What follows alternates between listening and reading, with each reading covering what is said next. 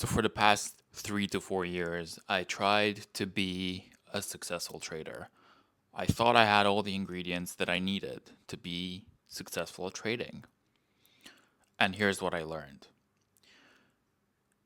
I work as a quant in quantitative finance. So my thinking was if anybody was going to be able to do this, it has to be me, right? Like I've got the sort of Ivy League background. I work For Christ's sake, I work in the damn field. I'm not a trader.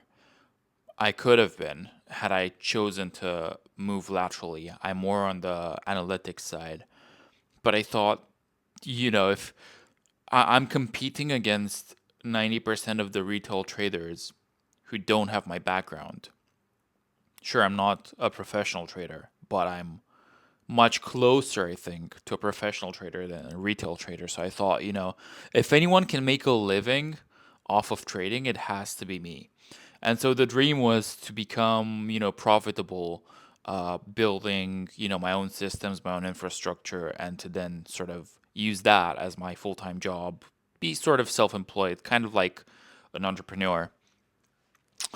And for a while, there were moments where it looked like it was gonna work out, but inevitably something always happened, and whatever strategy I was running kind of stopped running after a while. Even now, my latest strategy, which was on pulley market, it looked really good in the beginning. So for a few months, it went up pretty significantly, and now it's almost given all of it back, almost all of it. I might just stop it at this point.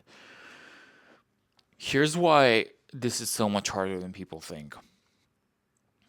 And I have a deep background in, things like engineering, STEM, mathematics, that kind of thing. I did one or two math competitions myself as a kid in middle school as well. So I do have that kind of foundation. I'm not just a guy drawing lines on a trend chart, you know?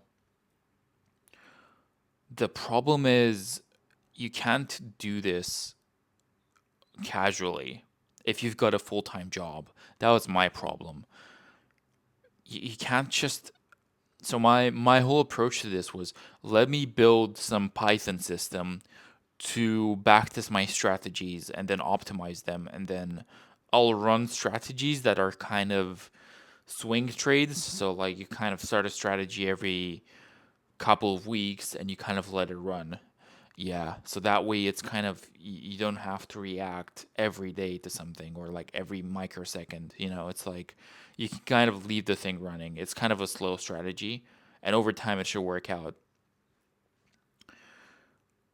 Boy, was I wrong. Like every thesis that I came up with that looked good on paper ended up just being rubbish when actually I got lucky a few times, sure, but I think the biggest problem for me was I'm not able to, if I'm not going to do this as a full time job, if I'm going to try and give this my 20% of my attention, 20% of my time, that's where things break down.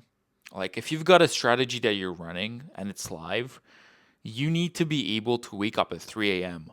and tell me exactly each line of code that's executing. Like, if I told you what's happening in the market right now, you need to be able to tell me what line of code is executing given what I've told you.